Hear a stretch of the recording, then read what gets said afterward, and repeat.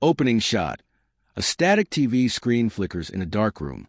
The camera pulls back to reveal three teens, MIA, Jason, and Claire, huddled around an old radio.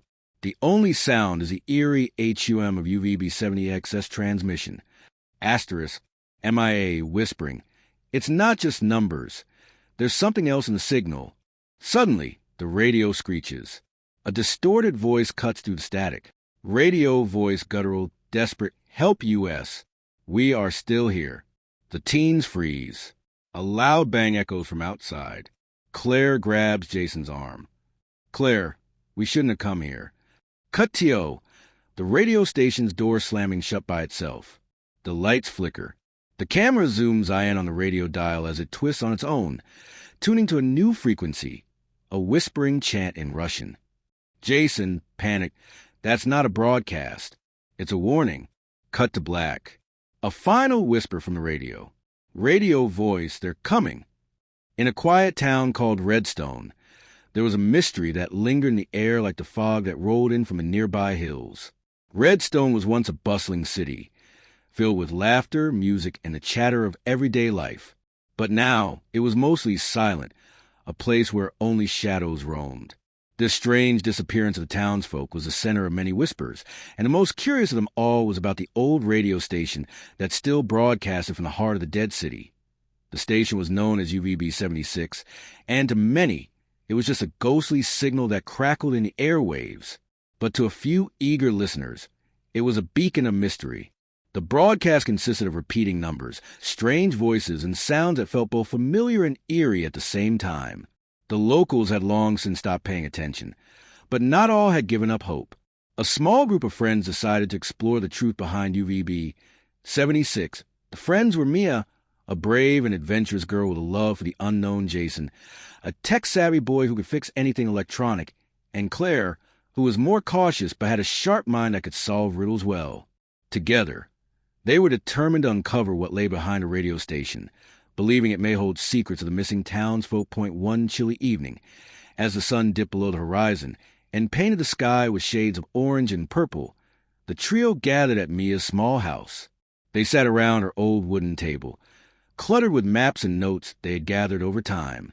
The radio crackled softly in the background, the haunting voice of UVB 76 whispering numbers into the silence. "Listen," exclaimed Mia, as she pointed at the radio.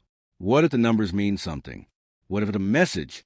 Jason adjusted the radio's antenna, trying to catch a clearer signal. "We need to find the source of the broadcast.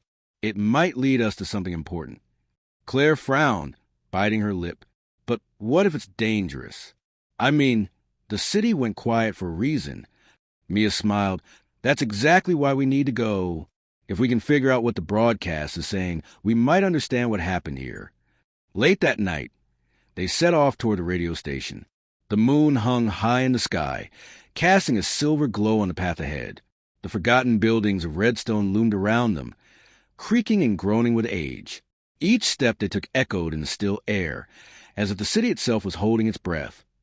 Finally, they reached the old radio station, a crumbling structure draped in vines. Rusty antennas poked up toward the sky, like fingers trying to grasp the stars.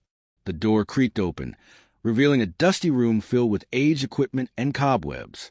The radio hummed softly, numbers ringing in an endless loop. Jason quickly joined the equipment, examining the wires and buttons. "This is amazing. It's like a time capsule," he exclaimed, as he began to work on the machine. Mia peered out the window, her heart racing. "What if someone sees us? We shouldn't be here." Claire nodded, but her eyes sparkled with curiosity. "But what if we really find out what happened?" As Jason continued his tinkering, the radio shifted its tune. Suddenly, a voice broke through the buzzing numbers. It was different, urgent, and full of emotion. "Help us, we are still here." The voice faded back into familiar numeric hum, but the words set off a shiver down their spines. "What was that?" whispered Mia, her eyes wide with fear. Jason looked up, his hand shaking. "That voice! It's asking for help. There's definitely something going on." Mia broke into action, grabbing a notebook. "We must take note of all the strange things we hear. Maybe it will lead us to the truth." Claire remained tense, glancing back the way they came. But what if this gets us into trouble? Wouldn't you rather know what happened to everyone? Mia replied, with renewed determination. They began to decode the mystery of the broadcast. They stayed at the station through the night, taking notes and listening carefully for clues. Hours passed, and with each transmission, they felt themselves drawing closer to the truth that the first light of dawn. A chilling realization swept over the group. The station had been broadcasting for years, repeating the same sequence of numbers, while something terrible lingered in the silence surrounding Redstone. It felt like the city was alive, but in a different, haunting way. Suddenly, the door burst open and a shadow appeared. It was an old man, his face weathered and eyes wide with desperation. "You must leave. They are watching you," he shouted before disappearing as quickly as he came. "What did he mean?" Claire asked, heart racing. Mia clenched her jaw. "We can't stop now. We're so close. We have to figure this out." As the day progressed, strange things began to happen. The station's noise grew louder, voices battling the radio static, and the ground trembled slightly beneath their feet. The air thickened, the city seeming less abandoned and more alive with an unseen presence.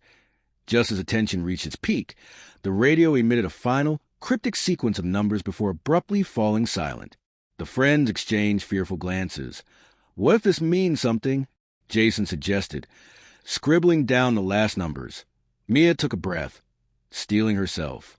"Let's go back and find out together. We need to leave this place with answers." As they exited the station, the sun fully rose above Redstone. They felt a mix of fear and excitement at what they had uncovered. Their adventure had just begun, and the mystery of UVB 76 and the lost town was still waiting to be revealed. Each step toward the town was a step into the unknown, where secrets lay hidden waiting to be discovered.